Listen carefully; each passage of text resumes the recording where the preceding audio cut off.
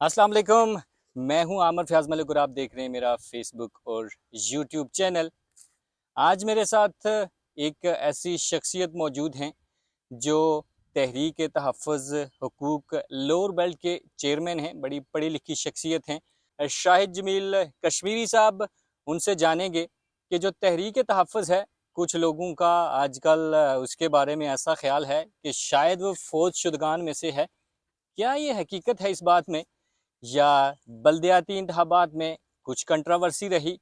और ये भी लोगों का मानना है कि तहरीक तहफ़्फ़ुज़ के जो सीनियर ओहदेदारान थे, उन्होंने अपनी ज़ाती मफाद को, अपने इंटरेस्ट को तरजीह दी, जबकि जो लोग उनके साथ बाकी चलने वाले थे उनको शायद वैसा फैसिलिटेट नहीं किया। अस्सलाम वालेकुम। वालेकुम अस्सलाम। तहरीक तहफ़्फ़ुज़ हुकूक लोअर बेल्ट के आप चेयरमैन हैं।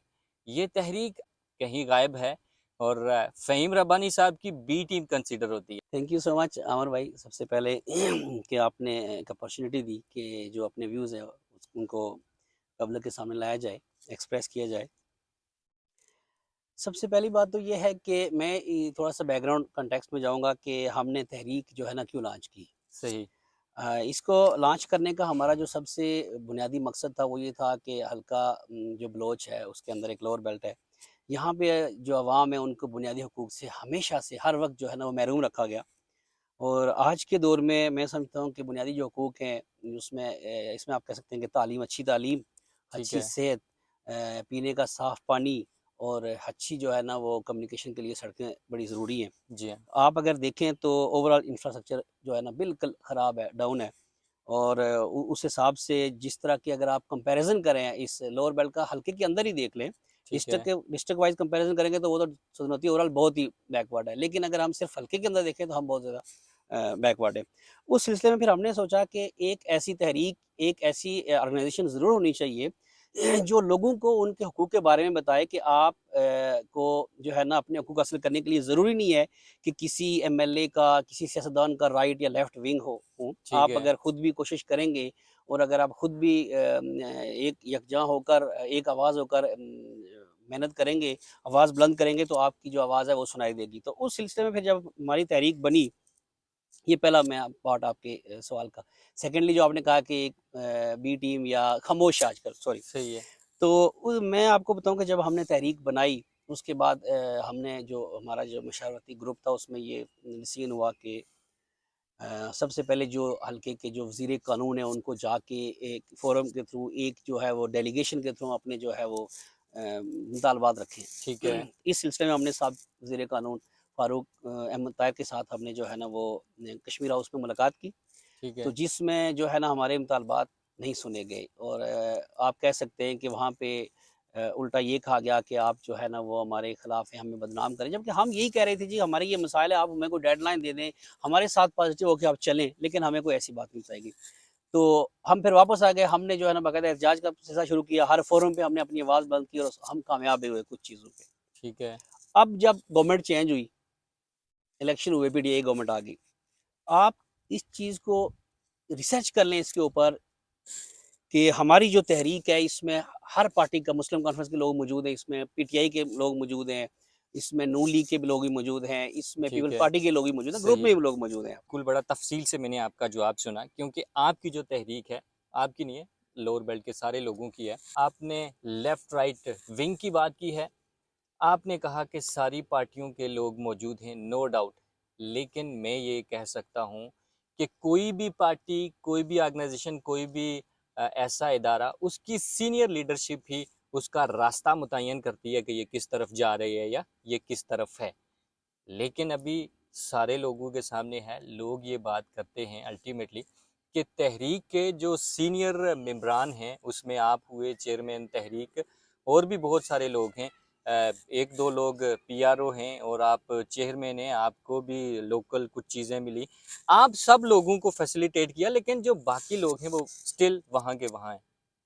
अच्छा, इसमें एक थोड़ी-सी क्लैरिफ़िकेशन आपने जो लास्ट क्वेश्चन में थी वो रह गई कि आपने कहा जी अब खामोश है, लोग कहते हैं डेड हो गई है। ठीक है। तो उसमें ये है कि जब हमने जब ये गवर्नमेंट चेंज हुई तो हमने जो मौजूदा वज़ीर कानून है फ़हीम रब्बानी साहब, इनसे मुलाकात की, इनको हमने बाकायदा एक अपना चार्टर ऑफ डिमांड दिया। ठीक है। और बैठक के अंदर जो बैठक के ऊपर हम रेस्ट हाउस में दिया उन्होंने, तो उसमें हमने उनको जब बताया तो उन्होंने बड़ा अच्छा पॉजिटिव रिस्पांस दिया हमें।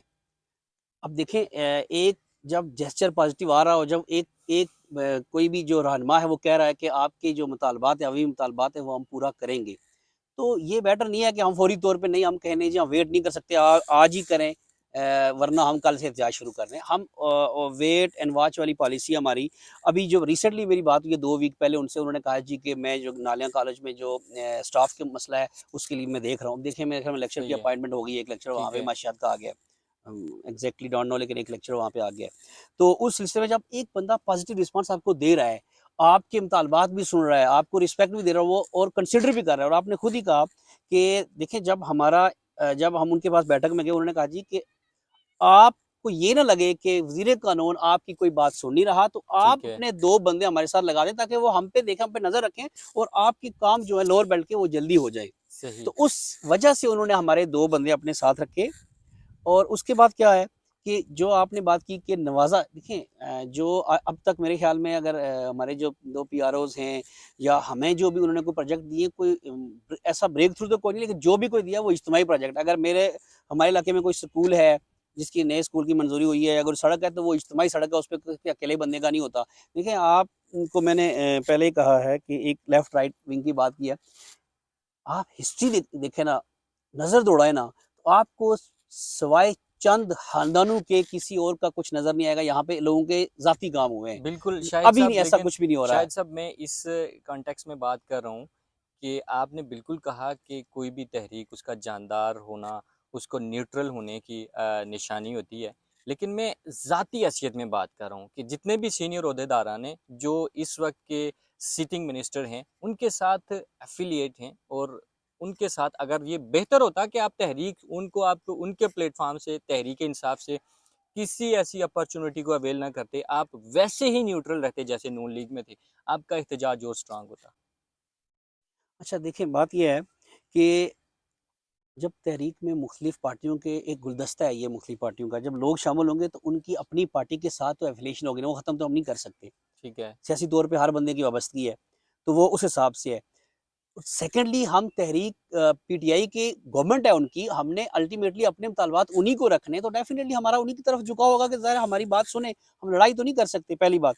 सेकंड ये है कि जब वो हमारी बात नहीं सुनेंगे, हमें पता चलेगा कि ये हमें जो है ना वो हमारी जो वेट एंड वॉच पॉलिसी है उसके मुताबिक अब तो ये कुछ भी नहीं हो रहा भाई, ये तो सिर्फ रखाव पॉलिसी है, तो फिर आप देखेंगे कि यही तहरीक, यही बदला हुआ इनका चेहरा देखेंगे।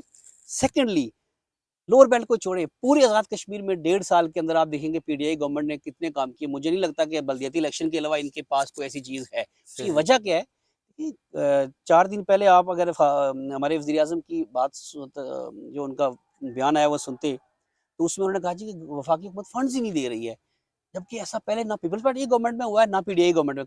कश्मीर के फंड किसी ने रोके, लेकिन ये वाहिद गवर्नमेंट है नून लीग की जिसने कश्मीर के फंड रोके। जब कहीं फंड्स ही नहीं होंगे तो आप क्या डेवलपमेंट करें, कहाँ डेवलपमेंट करेंगे, आप मुझे ये खुद ही बताएँ। तो सही। ओवरऑल एक मसला मसला बना हुआ है, जब फंड्स आएँगे तो इंशाअल्लाह लोगों के काम होंगे, और बड़ी जो इस वक़्त हमारे एक जो हमारा जो जो कॉलेज है, इंटर कॉलेज नाले उसको डिग्री कॉलेज किया गया, नोटिफ़िकेशन बहुत जल्द आने वाला है। उसके बाद जो मिडल जो प्राइमरी स्कूल है शेरवानी उसको मिडल का दर्जा दिया गया है। जो फ़हीम साहब जो आए, हमने उनको रिक्वेस्ट की तो उन्होंने क्या किया, पीटीआई गवर्नमेंट की बात कर रहा हूँ। उन्होंने जो सही। उनको 40 मिलियन मिला, 4 करोड़ पहले उसमें मिला। फर्स्ट ट्रांच जो मिली उसमें उन्होंने कोई स्कूल, कॉलेज जिसकी कोई रिपेयरिंग की ज़रूरत थी, कहीं वॉशरूम की ज़रूरत है, उन्होंने 100% उसको यूटिलाइज़ किया, ठीक है। लगाया। हमारी उसके ऊपर बड़ी गहरी नज़र देख भी रहे हैं कहीं करप्शन ना हो, गड़बड़ ना हो कहीं पे। ये शाहिद झुकाव अगर साहब, कोई समझ रहा है तो उसकी अपनी ऐलानात सोच तो है। सियासी लीडरान करते रहते हैं, जब इम्प्लीमेंट होगा देखा जाएगा। लेकिन इस तहरीक से जुड़ा एक और मेरा सवाल है कि आपके जितने भी ओहदेदारान हैं, जब आपने कहा कि एफ़िलिएशन की बात है, जब वो अभी तक उन्होंने हमारे साथ कमिटमेंट की है, तो हमारा एहतजाज का कोई जवाज़ नहीं बनता।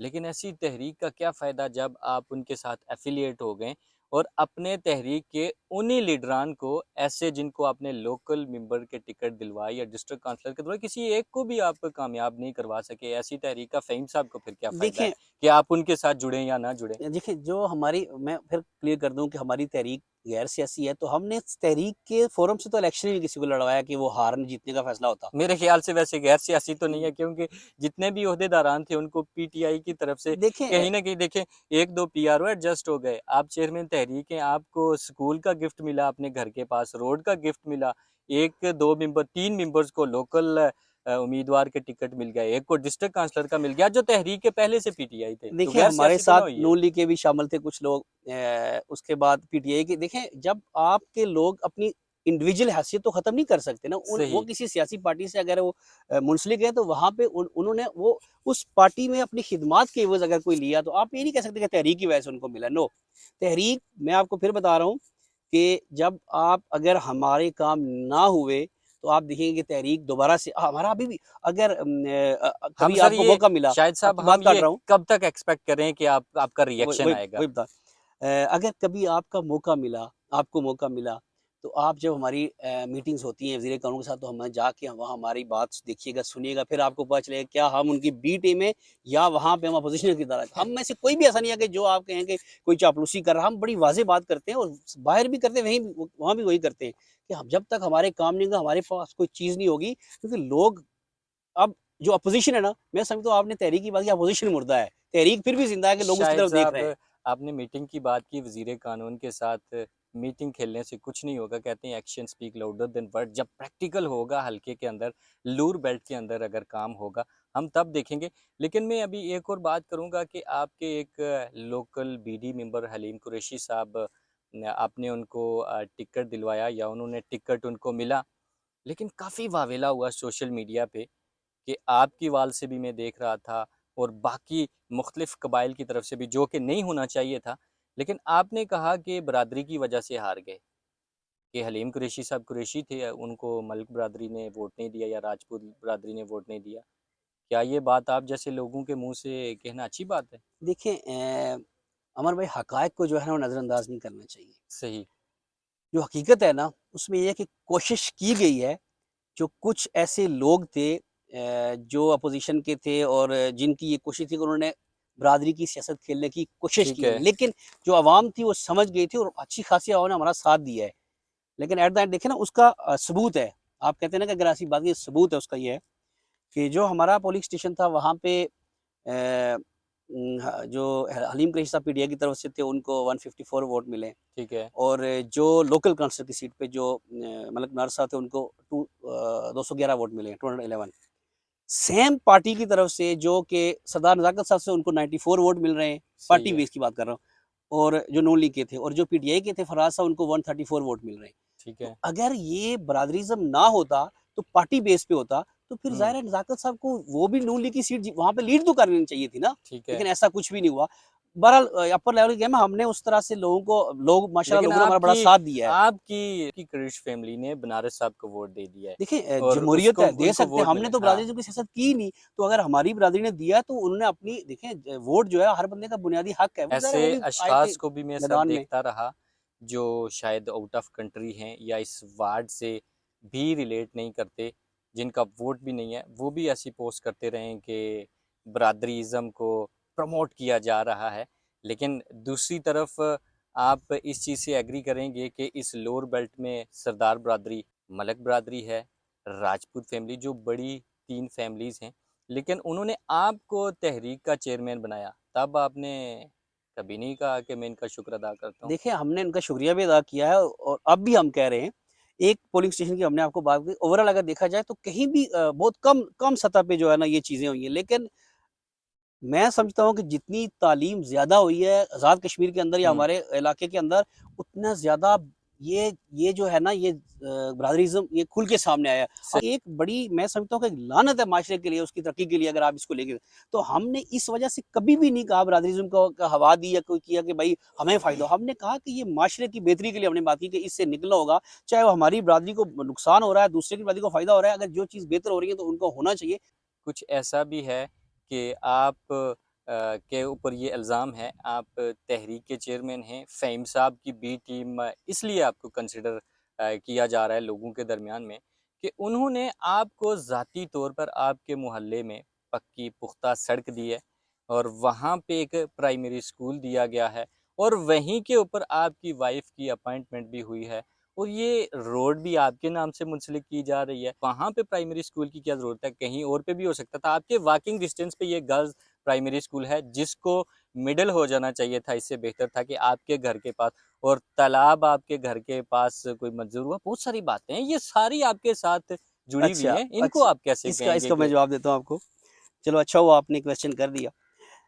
कि सबसे पहली बात तो ये पॉइंट वाइज़ मेरा पूरा रिप्लाई आप सुनिएगा। सबसे पहली बात तो ये है कि जो ये स्कूल जो मंज़ूर हुआ, तो ठीक ये है, हमने जब इससे पहले भी मेरी रिक्वेस्ट थी, मैं लोगों को कहता रहता था कि यहाँ पे स्कूल होना चाहिए, बच्चियों का स्कूल होना चाहिए। वज़ीर कानून साहब को हमने रिक्वेस्ट की, तो उनकी प्रायोरिटी में था, लेकिन उनकी सेकंड प्रायोरिटी में था कि नेक्स्ट 2। अब जब वज़ीर आज़म साहब गए बलोच में गए, तो मेरे एक दोस्त बड़े अच्छे खालिद गरदेई साहब, उनके साथ प्रेस सेक्रेटरी हैं, और ख्वाजा काशिफ़ साहब। तो मैंने उनको मैसेज डाला कि भाईजान आप प्लीज़ अगर ये करवा दें।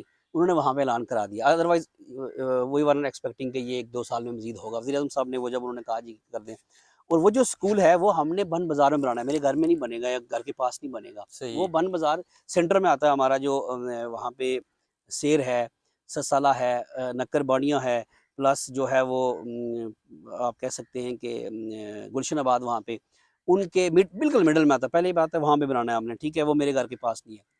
सेकेंडली जो आपको बात बताऊँ कि मेरी मिसेज़ की अपॉइंटमेंट वहाँ पे नहीं हुई है, ये किसी ने गलत बताया आपको। मेरी मिसेज़ की जो अपॉइंटमेंट हुई थी 2021 में हुई थी, इलेक्शन से पहले। सही। 2022 जनवरी में हुई है, सॉरी। और उनकी अपॉइंटमेंट हुई है लोअर काला, बलोच से 5 मिनट नीचे इस साइड पे आप कह सकते हैं, जाते हुए बिल्कुल बलोच की एंड पे, लोअर ठीक है। काला गेम उस जगह का नाम है। और हमने माशाल्लाह हमारे अंदर ज़िम्मेदारी का एहसास इतना ज़्यादा है कि मेरे बच्चे यहाँ पे एपीएस में पढ़ते थे। हमने वहाँ से उठा के उनको वहाँ गवर्नमेंट स्कूल में डाला कि जहाँ पे मेरी मिसेज़ पढ़ाएगी, वहीं पे बच्चे ही पढ़ेंगे, ताकि अगर आप अपने बच्चों को अच्छा पढ़ाएँगे, तो आप इस हिसाब से दूसरे बच्चों को भी अच्छा पढ़ाएँगे, जी हाँ, पहली बात। सही है। उसके बाद वहाँ पे हमने, अब जब हम वहाँ पे घंटा डेढ़ घंटा लगता है, रोड की कंडीशन आपको पता है, तो फिर हम क्या हुआ कि हमने वहीं पे रेंट का घर भी लिया। रेंट का घर मतलब हमने लेके वहाँ पे रहना शुरू कर दिया कि टाइम से स्कूल में जाया जाए, और ताकि प्रॉपर फुल टाइम जितने जो भी एक ऑफिशियल टाइम है वो यूटिलाइज करके वापस आया जाए। सही। आप कहते हैं सड़क दी गई है। सड़क जो है पहली जो ये इससे पहले नून लीग ने जितनी भी सड़कें दी हैं वो कच्ची सड़कें दी हैं। ये 2016 के अंदर जब मेरी पॉलिटिकल एफिलिएशन किसी के साथ नहीं थी, पर्सनल रिलेशन के ऊपर मैंने राजा मोहम्मद खान साहब से, मेंबर कश्मीर काउंसिल से रिक्वेस्ट करके सोलिंग रोड ली थी। हुँ। और अब दोबारा जब हमने रिक्वेस्ट की उनसे, तो उन्होंने जो है ना वो उसको पक्का करने का लिए कह दिया है। तो वो मेरे घर सबसे एंड पे है, आखिर पे है मेरा घर। उससे पहले मलक बरादरी, कुरैश बरादरी, राजपूत बरादरी के बहुत सारे घर आते हैं। तो सब फ़ायदा उठाएँगे, उससे मुझे फ़ायदा नहीं होने वाला। शाहिद लेकिन साहब कहने वाले कुछ भी शाहिद कहते साहब हैं। एक बात आपने कहा कि यहाँ पे जो मैंने डायरेक्टली वहाँ से लिए हैं, मुज़फ़्फ़राबाद से आपका ये कह रहे हैं कि आपकी डायरेक्ट एफ़िलिएशन थी। आप वहाँ से रोड अपने मोहल्ले के लिए क्यों लेते हैं?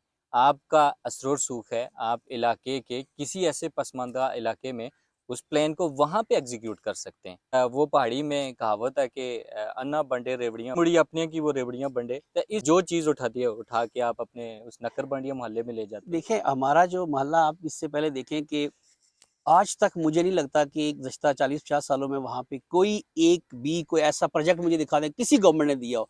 हुँ। हमारे जो आबा-ओ-अजदाद थे वहाँ पे, हमारे पास मलक फैमिली के लोग भी हैं, हमारे पास राजपूत फैमिली के घर भी है, कुरैशी फैमिली। कोई एक प्रोजेक्ट मुझे दिखा दें कि जो प्रोजेक्ट वहाँ पे दिया गया हो, जिसका आप कह सकते हैं यार यहाँ तो पहले भी चीज़ें आती रही हैं, आप क्यों? जब हम महरूम होंगे तो हम अपने, जब आपका पेट, आप भूखा होगे तो खाना आप सबसे पहले खुद ही खाएँगे। जनरली एक जो जी कांसेप्ट हाँ, दिखाता है। जी हाँ। तो हम फिर जब आप बात करेंगे, तो अगर हमारे पास ये प्रोजेक्ट पहले से होते, चीज़ें होती, आप, मैं आपको जनरल बात बताता हूँ। देखिए, जब बात करें, बात निकले तो कंट्रोवर्सी बन जाती है। लोग कहते हुँ। हैं जी ऐसे ही तनकीद करते हैं।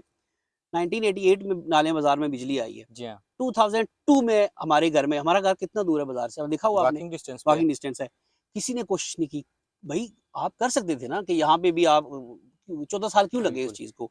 तो जब आपको कोई प्रायोरिटी नहीं देगा, इवन कि मैं आपको एक, अब आपने बात छेड़ी है कि जो पहली ट्रंच जो फ़हीम साहब ने दी है, मुख्तलिफ हर वार्ड के अंदर उन्होंने कहा है जी कि मुझे अगर 40 मिलियन मिला है, 4 करोड़, तो मैं हर जगह पे थोड़ा-थोड़ा किसी स्कूल में, हमारा जो लोकल पोलिंग स्टेशन था पूरा, उसमें शेर ससाला भी शामिल है, उसमें नक्करवाड़ी भी शामिल है, वो इग्नोर कर दिया गया। हुँ। ये सोची-समझी साजिश के तहत इग्नोर होता रहा, इससे पहले भी और अब भी। इसी वजह से फिर हम अपने इलाके के लिए सोचते हैं कि यार इनके, जहाँ पे हम रहते हैं वहाँ पे उन लोगों की भी खिदमत कर दें, अगर हम कुछ कर रहे हैं तो। सही। शाहिद साहब आपने जहाँ पे डायरेक्टली ये कहा कि आपका रिलेशन वहाँ से आपने डायरेक्टली अप्रूव करवाई, फ़हीम साहब या पीटीआई के लोकल किसी मिनिस्टर का हाथ नहीं है। तो आप फिर भी खामोश हैं जब वो कोई कर नहीं रहे तो? आप हम्म, कहते हैं कि तहरीक अभी वो हमें कमिटमेंट कर रहे हैं। कमिटमेंट आप देखें ना, ऐसे ही जैसे 1.5-2 साल गुजर गए यहाँ पे, 4 साल फिर गुजर जाने, नहीं आप ऐसा फिर नहीं होना, खामोश ही रहेंगे। अब बिल्कुल देखिए भी ना, नहीं। वो जो रोड बन रही थी नालियां क्रॉस से, आप तहरीक तहफ़्फ़ुज़ ने वहां पे बड़ा वावेला मचाया, देखिए लेकिन फिर खामोश। अभी देखिए तो वो अभी भी स्टिल बंद है। नहीं, वो इस वजह से देखिए उसकी वजह ये थी कि पहले तो उन्होंने कहा जी कि ये सिंगल वो रोड है, मतलब क्या बोलते हैं उसको, रिकंडीशनिंग है। रिकंडीशनिंग में वो इस चीज़ को बता ही नहीं रहे थे कि ये वो जो उसके ऊपर वाटर माउंट यूज़ कर रहे हैं वो कौन-सा है, उसकी जो कोटिंग वो कैसी है, वो टीएसटी है, डीएसटी है या किस लेवल की बनी हुई है। कुछ भी नहीं, बस वो आते हैं और आके व लेफ्ट राइट करके चले जाते हैं और हफ्ते आपने देखा होगा, अभी जाते हो अगर आपने देखा तो वो जो क्रास से ऊपर जाते हैं तो मोड़ में वो टूट सही गया, है। ऐसा ही है। जी हाँ। इसी वजह से हमने रोड़ा डाला था कि भई अगर आप रिकंडीशनिंग भी कर रहे हैं, तो रिकंडीशनिंग में कुछ स्टैंडर्ड है ना, ऐसा तो जी नहीं हाँ। है कि गवर्नमेंट का पैसा फ़िज़ूल है तो रिकंडीशनिंग में ऐसे ज़ाया कर देंगे।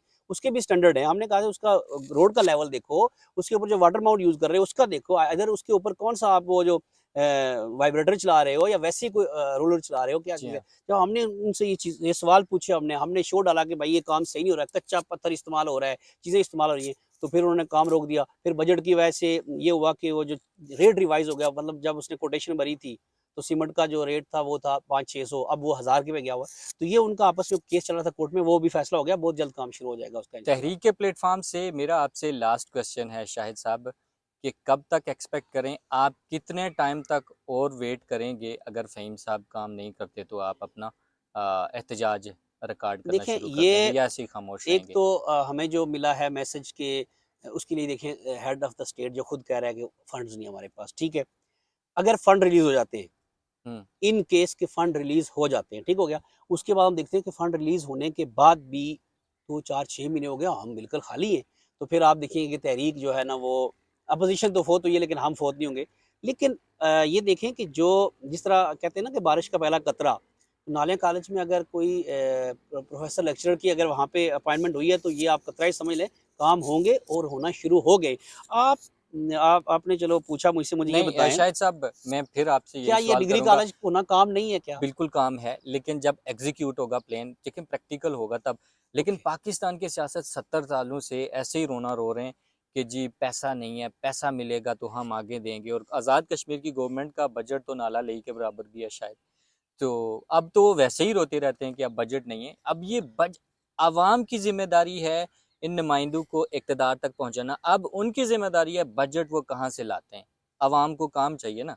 तो आपका सीधा-साधा जवाब बताएँ, 5 महीने, 6 महीने या 1 साल वेट करेंगे, अच्छा, उसके बाद एहतजाज होगा? ये आपकी बात ठीक है। देखें आप अब वो दौर नहीं रहा कि नोटिफ़िकेशन और किसी को पता ना, अब जी हाँ। नोटिफ़िकेशन जब साइन होता है तो 2 मिनट के बाद सोशल मीडिया पे घूम रहा होता है। जी हाँ। और आपने देखा होगा कि वज़ीर-ए-आज़म तनवीर इलियास साहब का विज़न इतना बड़ा है, इतना ज़बरदस्त है कि जब इलेक्शन के दौरान गवर्नमेंट सिक्योरिटी नहीं थी उनके पास, तो उन्होंने जी हाँ। उसके बावजूद भी इलेक्शन अपने रिसोर्सेज़ में कराए। सही। आप ये भूल जाएँ कश्मीर में काम नहीं होंगे। अगर 5 साल पूरे कर गए पीटीआई गवर्नमेंट और तनवीर इलियास साहब वज़ीर-ए-आज़म रह गए, तो आप देखेंगे कि इसको एक बदला हुआ आप देखेंगे और लोअर बेल्ट का भी बदला हुआ देखेंगे आप। लेकिन अगर इन देखें ना, सियासतदान फ़हीम साहब का आप कह सकते हैं कि दोपहर के ऊपर सूरज है। ऐसा ही है बिल्कुल इस वक़्त वो सियासत की जोबन पे, अगर वो काम नहीं करेंगे तो अपने पाँव पे खुद कुल्हाड़ी मारेंगे। जिस तरह किसी ने कहा था कि मोहम्मद बिन कासिम में जो सूरज दोपहर को ग़ुरूब हो गया था, स्टिल इनका मुझे भी ग़ुरूब जवाब हो नहीं जाएगा। मिला, कब एहतजाज बुलंद करेंगे? 5 महीने, साल मैं इस वेट पे करेंगे? मैं डेडलाइन तो कोई दे सकता। मुझे उम्मीद है कि 5 महीने की भी नौबत नहीं आएगी, हमारे काम शुरू हो जाएँगे। नोटिफ़िकेशन अगले 2 सही। हफ्ते तक आ रहे हैं हमारे, कॉलेज के भी आ रहे हैं, मिडल स्कूल के भी आ रहे हैं। तो इंशाल्लाह जो सड़क है वो उसपे जो काम रुका वो भी शुरू हो जाएगा। हमारे काम तो हो रहे हैं, आगे भी सही। होंगे। एनीवेज़ शाहिद साहब, thank you so very much. आपकी सोच सलामत रहे, आपकी शख्सियत सलामत रहे। इंशाल्लाह एक अगले एपिसोड में फिर मिलेंगे।